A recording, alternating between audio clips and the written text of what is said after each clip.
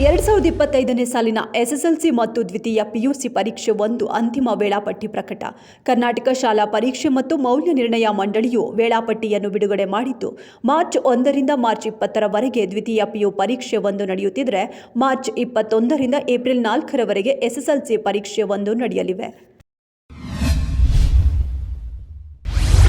ಡಿಸೆಂಬರ್ನಲ್ಲಿ ರಾಜ್ಯಗಳಿಗೆ 89,086 ಕೋಟಿ ರು ಜಿಎಸ್ಟಿ ಹಣ ಹಂಚಿಕೆ ಮಾಡಿದ್ದ ಕೇಂದ್ರ, ಜನವರಿಯಲ್ಲಿ 1,73,030 ಕೋಟಿ ರು ನೀಡಿದೆ. ಕರ್ನಾಟಕಕ್ಕೆ 6,310 ಕೋಟಿ ರು ಸಿಕ್ಕಿದೆ. 15ನೇ ಹಣಕಾಸು ಆಯೋಗದ ಶಿಫಾರಸು ಪ್ರಕಾರ ಒಟ್ಟಾರೆ ಜಿಎಸ್ಟಿ ಸಂಗ್ರಹದಲ್ಲಿ 41% ಹಣವನ್ನು ರಾಜ್ಯಗಳಿಗೆ 14 ಕಂತುಗಳಲ್ಲಿ ಹಂಚಿಕೆ ಮಾಡಲಾಗ್ತಿದೆ.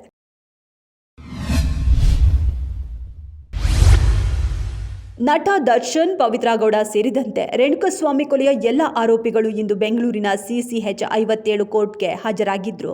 ಈ ನಡುವೆ ದರ್ಶನ್ ಮತ್ತು ಪವಿತ್ರ ಗೌಡಗೆ ಪ್ರತ್ಯೇಕವಾಗಿ ನ್ಯಾಯಾಧೀಶರ ಬಳಿ ಬೆಂಗಳೂರು ಬಿಟ್ಟು ಹೊರಗೆ ಪ್ರಯಾಣಿಸಲು ಅನುಮತಿ ಕೋರಿ ಅರ್ಜಿ ಸಲ್ಲಿಸಿದ್ದು, ಇಬ್ಬರಿಗೂ ನ್ಯಾಯಾಲಯ ಅನುಮತಿ ನೀಡಿದೆ. ಕ್ಷುಲ್ಲಕ ವಿಚಾರಕ್ಕೆ 7ನೇ ತರಗತಿ ಓದುತ್ತಿದ್ದ ವಿದ್ಯಾರ್ಥಿಯೊಬ್ಬ ಆತ್ಮಹತ್ಯೆ ಮಾಡಿಕೊಂಡಿರುವ ದಾರುಣ ಘಟನೆ. ತ್ರಿಶಾಲ್ ಮೃತ ದುರ್ದೈವಿಯಾಗಿದ್ದು, ಈತ ಶಾಲಾ ಸಮವಸ್ತ್ರದಲ್ಲೇ ಮನೆಯಲ್ಲಿ ಯಾರೂ ಇಲ್ಲದಾಗ ಆತ್ಮಹತ್ಯೆ ಮಾಡಿಕೊಂಡಿದ್ದಾನೆ. ತುಮಕೂರು ನಗರದ ವಿಜಯನಗರದ 2ನೇ ಮುಖ್ಯ ರಸ್ತೆಯಲ್ಲಿ ಈ ಘಟನೆ ಸಂಭವಿಸಿದೆ. ಪಾರಿವಾಳದ ಬೆಟ್ಟಿಂಗ್ ವಿಚಾರವಾಗಿ ಸ್ನೇಹಿತರ ಜೊತೆ ಗಲಾಟೆಯಾಗಿದೆ. ಅದೇ ವಿಚಾರಕ್ಕೆ ನೊಂದು ಆತ್ಮಹತ್ಯೆ ಶಂಕೆ.